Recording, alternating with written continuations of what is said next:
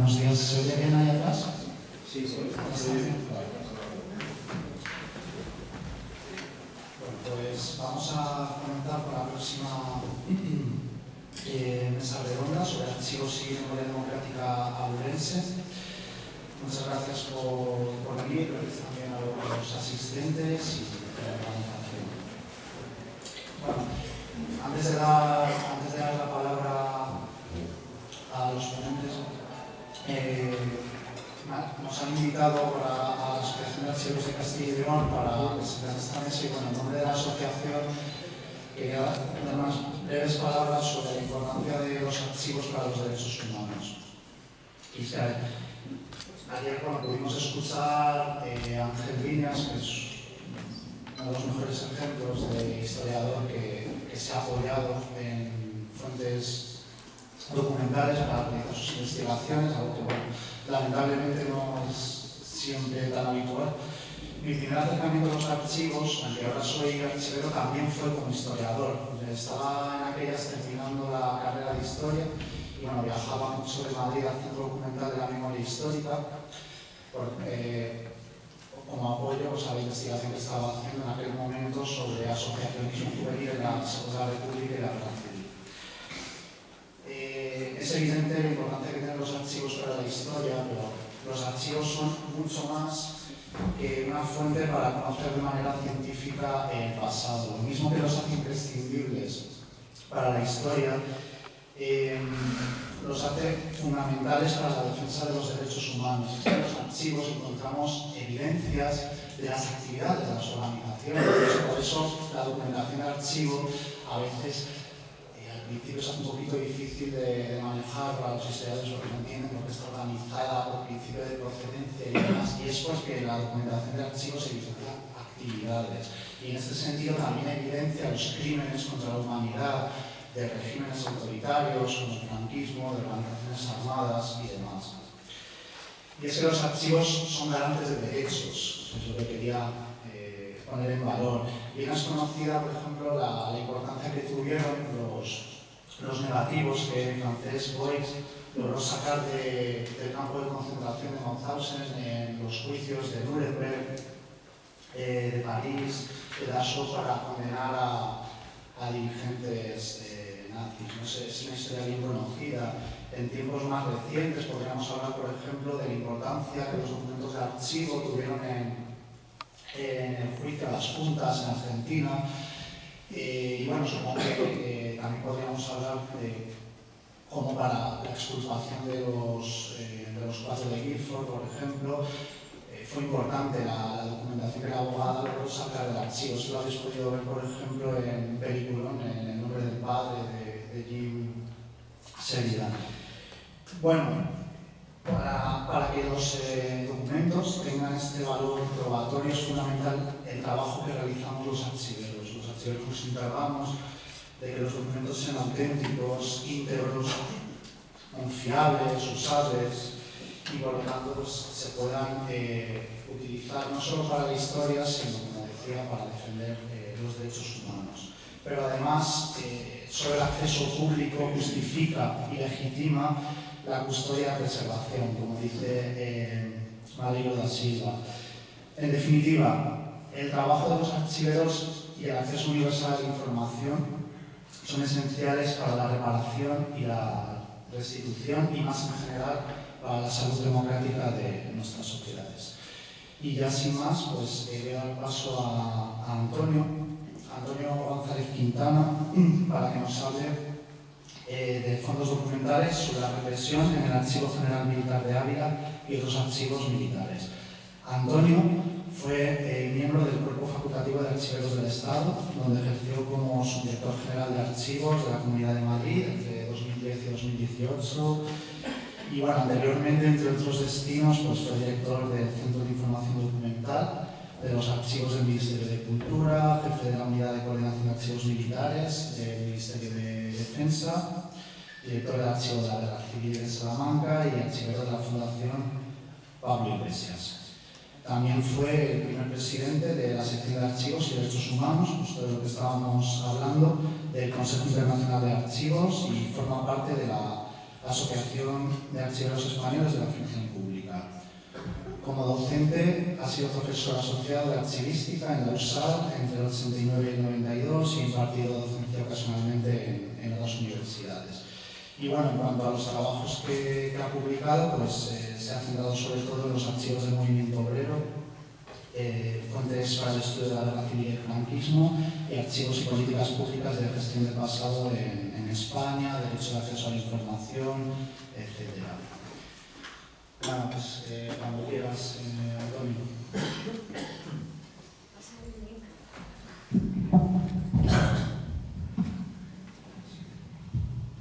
Muchas gracias, Guillermo, por la presentación y, por supuesto, gracias a los organizadores de este encuentro por la invitación a exponer pues, unas ideas y algunas informaciones en torno a la documentación, los fondos documentales que sobre la represión judicial militar podemos encontrar en archivos españoles. Como me he cambiado un poquito el título de mi charla con relación a lo que figura en el programa impreso.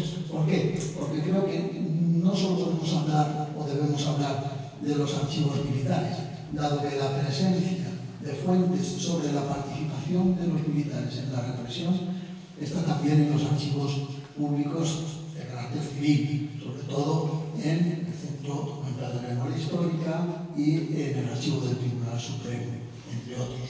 Pero hay muchos más, como intentaré aproximarme a explicar en los minutos siguientes.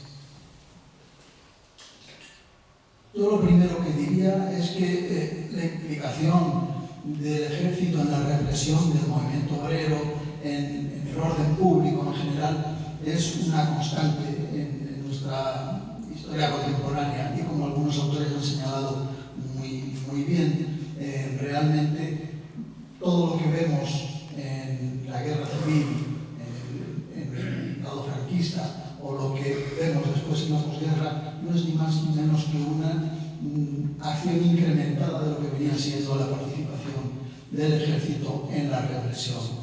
Recordemos la ley de jurisdicciones del año 1906 que llevaba a los tribunales militares los delitos de opinión cometidos en la prensa obrera o en otros ámbitos y manifestaciones. Es decir, el foro militar tenía una presencia enorme y abarcaba no solamente a los militares, sino también a los civiles. Esto es algo que durante la República se intenta cambiar, reformar, pero al comienzo de la guerra, en el nuevo Estado que se está construyendo, en los que serían finalmente los vencedores, la situación vuelve a la etapa anterior al año 1931 y a la unidad de fueros. En realidad, la represión por parte del estamento militar es muy fuerte a partir del golpe de Estado del 18 de octubre del 36. El protagonismo de las Fuerzas Armadas en esa represión es enorme, pero a partir de la finalización de la guerra, yo diría que ese protagonismo o esa presencia es absoluta y permea casi todos los estamentos de la justicia. La participación es total. El ejército asumió claramente ese papel en la represión y aceptó la dirección de la misma. Hay una memoria presentada por el que era fue fiscal del Ejército de Ocupación, Felipe Acedo Colunga, que recoge y comenta Francisco Espinosa en varias de sus publicaciones, en la que se dice, entre otras cosas, quiero citar la frase porque es muy contundente, Acedo Colunga dice: hay que desinfectar previamente el solar patrio.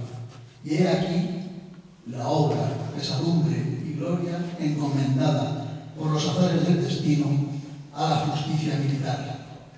Es decir, tenemos una misión que Dios nos encomienda,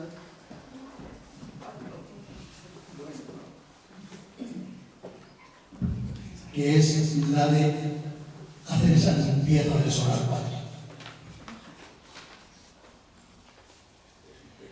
La represión judicial militar, que es de lo que voy a hablar, porque la represión tenemos de muchísimos tipos, y aquí se ha hablado largo y tendido de los múltiples alcances de la represión en el franquismo. La represión judicial militar estaría integrada en la categoría de represión judicial y fue una suerte de entramado dirigido a juzgar individuos a partir del 18 de julio de 1936 sobre la base procesal y penal del Código de Justicia Militar de 1890, corregida por diversos bandos de guerra que finalmente concluirían en el del 28 de julio de 1936, así como por otras disposiciones de carácter procesal y algunas reformas del Código Penal como la del 12 de julio de 1941. Los efectos finales de este tipo de coerción fueron el fusilamiento, la cárcel o el encuadramiento social e ideológico mediante mecanismos de coacción y vigilancia institucionales. Así define la represión judicial militar Pablo Gil Vico en su libro Derecho y ficción, la represión judicial militar, que yo creo que es una obra absolutamente imprescindible, porque para mí es el mejor análisis de la justicia militar durante el franquismo.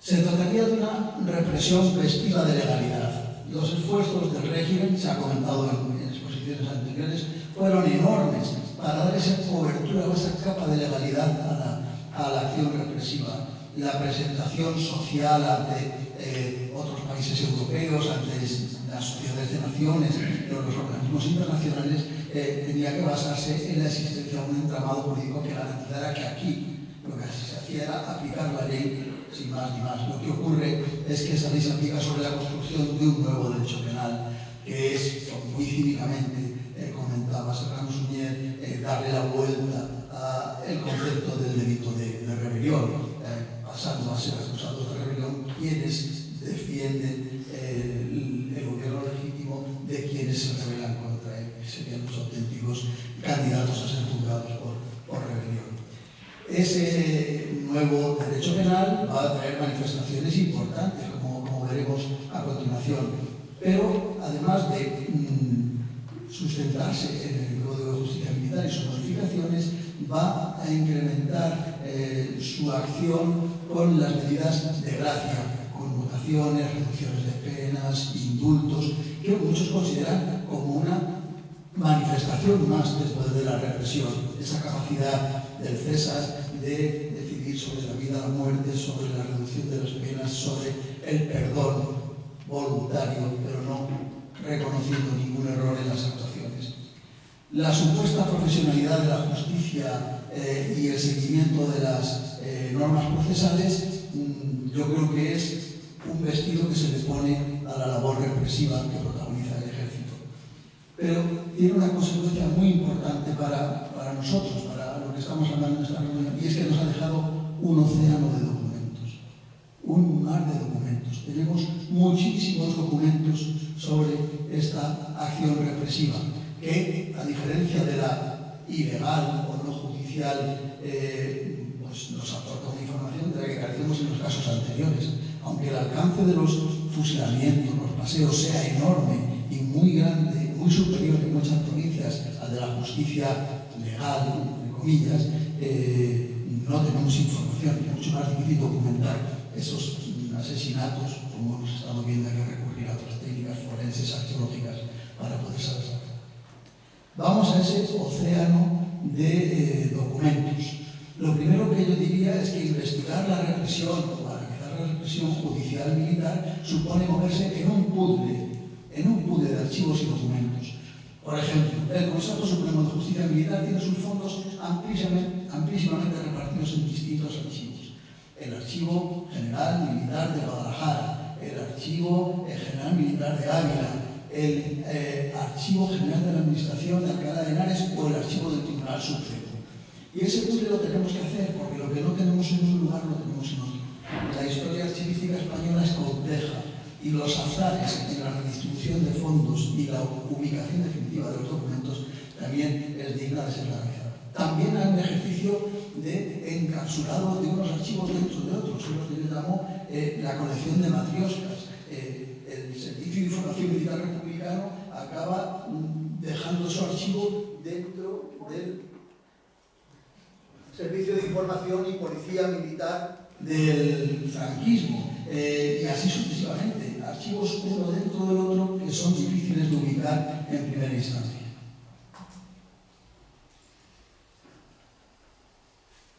Ese océano de difícil navegación es el que tenemos que analizar. Decir que ha sido un océano configurado primero por la ocultación, el ocultamiento de los fondos. Hemos evolucionado muchísimo desde los años 80 hasta ahora, desde que yo recuerdo que se hicieron las jornadas sobre justicia, administración de justicia durante la Guerra Civil Española en Salamanca, el año 1988 hasta ahora. Las cosas han cambiado radicalmente. Contamos con este Archivo General Militar de Ávila magnífico, que no solamente incorpora los documentos del extinto Servicio Histórico Militar, sino muchas cosas más, como los fondos que acumulaba el Cuartel General del Ejército, del Ministerio del Ejército, donde vamos a analizar que está mucha de la información que nos importa. También el Centro Documental de la Memoria Histórica ha tenido una evolución importante. Este Archivo Histórico Provincial no existía en este edificio. Quiero decir, resumidamente, que se han hecho cosas muy importantes, ha habido avances importantísimos, a pesar de que nos quede mucho por hacer. Pero seamos un poco optimistas mirando al pasado. Y desde luego, los documentos de la justicia militar que estaban en un limbo absoluto, en un desconocimiento total, hoy pueden ser investigados con bastante facilidad. En algunos sitios mejor que en otros, es verdad, pero con bastante facilidad.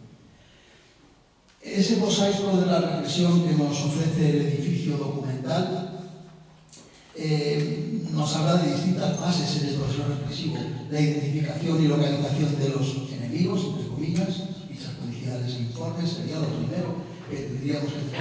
De ahí parte la primera fase de la evolución del proceso represivo en la mayoría de los casos. Después, el Consejo de Guerra, el sumarísimo, o con las modificaciones que comentaba desde el derecho penal, el sumarísimo de urgencia, que es el sumarísimo elevado a la enésima potencia de la brevedad. Se vinieron partes del proceso, del pleno, con lo cual solamente a partir de la denuncia y del informe fiscal prácticamente se elabora la petición de sentencia y la sentencia misma.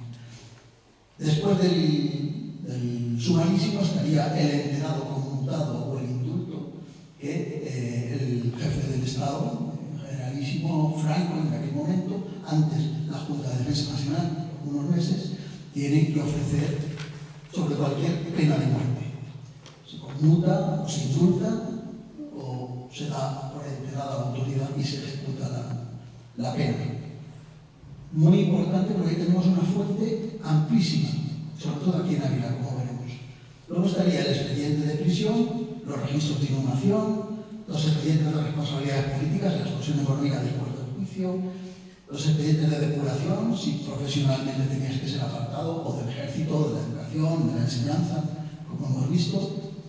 Los expedientes de repatriación, también el Consejo Supremo de Justicia Militar informaba sobre las peticiones de regreso a España de los exiliados, y otras jurisdicciones especiales con participación militar. Había un militar en el Tribunal Especial para la Represión de Masonería y Comunismo.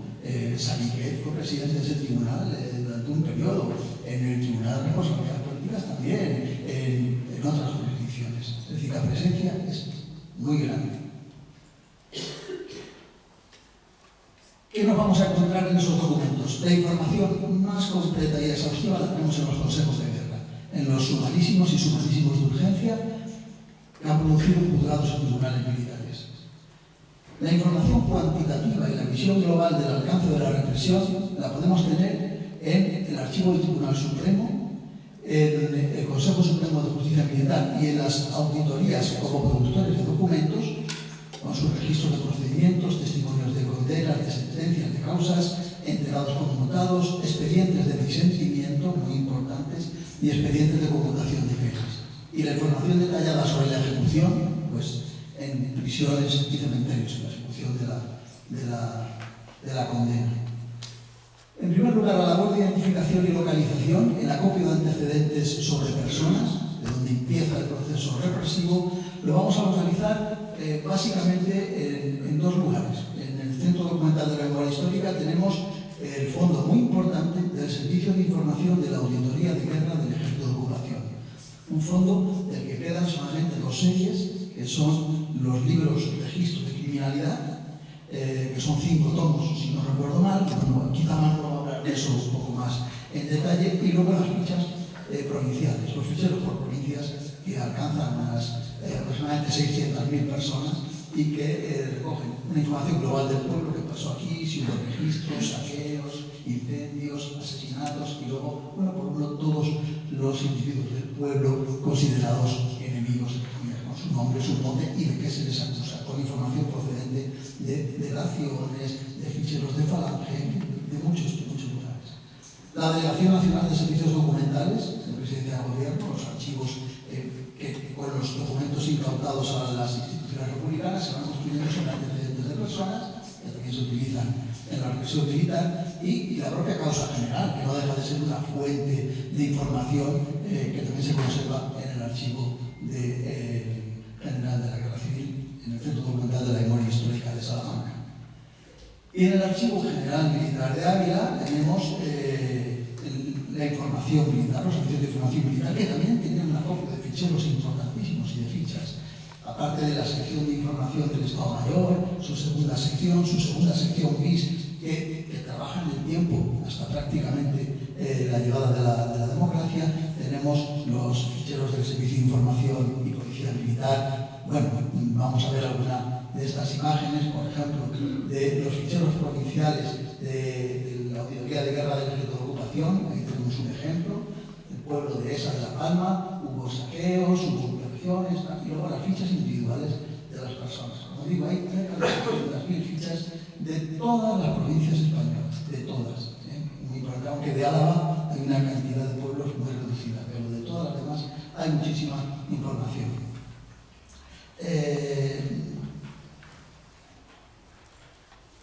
También tenemos como decía, los ficheros de la Delegación Nacional de Servicios Documentales, cerca de 2,5 millones, 3 millones de fichas, no sé exactamente si está más cuantificado ahora, de datos obtenidos de los documentos incautados por el Ejército de Ocupación, por los servicios de recuperación de documentos que pasarían, y múltiples otros ficheros incautados, como el del 5º Regimiento, que ahí tenemos la fotografía de uno de sus miembros, un coronel de la JSU, aunque la ficha básica es la más sencilla que ven ustedes ahí.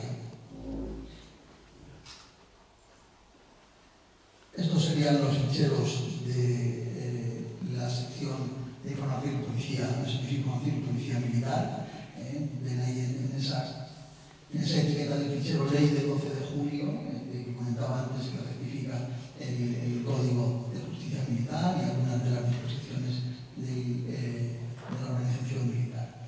Estas fichas también remiten a unos expedientes, estos expedientes que ven a la derecha, del Servicio de Información y Policía Militar, y nos ofrecen muchísimos datos.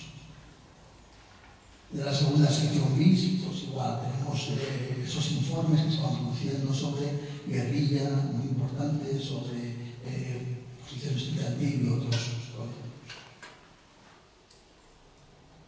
Los sumarísimos de urgencia o los sumarísimos se conservan fundamentalmente en los propios juzgados y tribunales militares. Ahora, pues entre los 4, entre los 5 municipios de Canarias que existen repartidos a partir de la Ley Orgánica de 4 de 1987 de competencia de organización de la justicia militar. Ahí, en esta ley, desaparecía el Consejo Supremo de Justicia Militar, se organizaban los tribunales, se creaba la Sala Quinta del Tribunal Supremo para juzgar en última instancia los delitos que son seguidos de acuerdo con el Consejo, con el Código de Justicia Militar, pero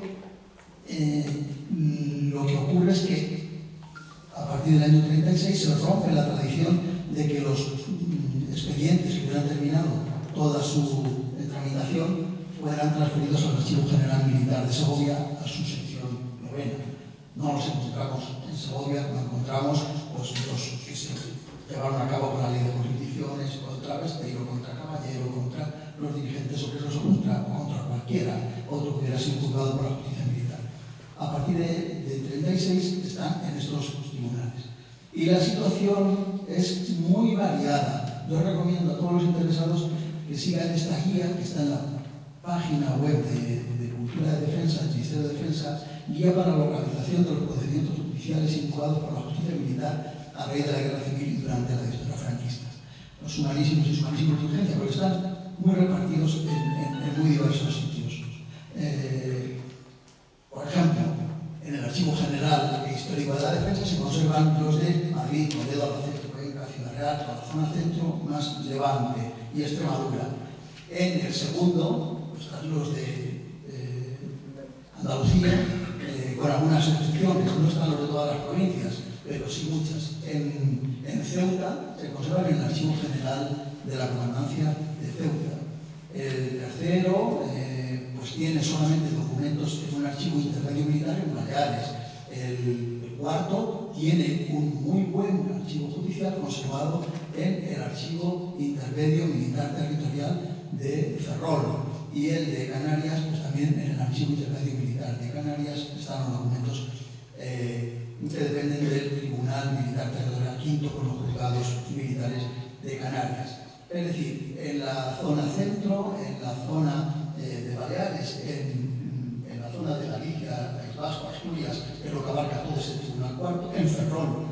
Y en Canarias contamos con archivos públicos del sistema archivístico de la defensa que conservan sumarísimos y sumarísimos de urgencia en una cantidad enorme. En Andalucía, pues en el Tribunal Segundo, lo que se conserva en Sevilla se puede consultar también. Y de hecho, Paco Espinosa ha hecho una investigación muy importante sobre Huelva, sobre Badajoz, trabajando en ese archivo. Una imagen de los sumarísimos, este sumarísimo doble, circunstancia que se producía con bastante frecuencia, porque como se iniciaban de oficio y a partir de denuncia los procedimientos, en el caso, por ejemplo, de Amos Acero, el alcalde de Vallecas, se le abren dos sumarísimos distintos. De tal manera que su alegato fundamental se hace en el expediente en el que no está recogida su condena de muerte. Es decir, que él se encuentra en una situación de indefensión que solamente conoció en los últimos momentos de su vida, antes de ser ejecutado, antes de ser fusilado. Muy interesantes, por tanto, estos, los más concretos de todos los expedientes.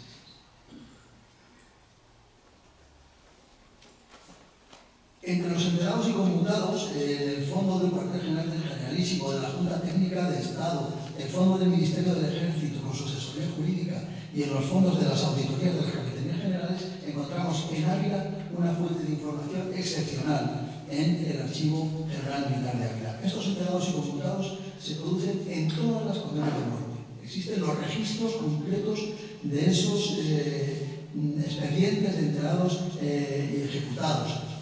Los primeros, como decía, son de la Junta de Defensa Nacional, porque era una autoridad única hasta el 4 de octubre del 36, que es Franco. Antes, pues la Junta en su conjunto, Cabanellas, Mola, Dávila, en fin, los que firman ese documento que tiene a la izquierda, hacían el enterado o el conmutado de la pena. Este que ahí en la imagen no se puede leer, pero les digo que es Rafael Velasco y 15 más de la ciudad de Ávila, en un proceso sumarísimo contra esas 16 personas ejecutadas, las 16 condenadas a muerte. Este es el enterado, el documento que ven a la izquierda de su imagen.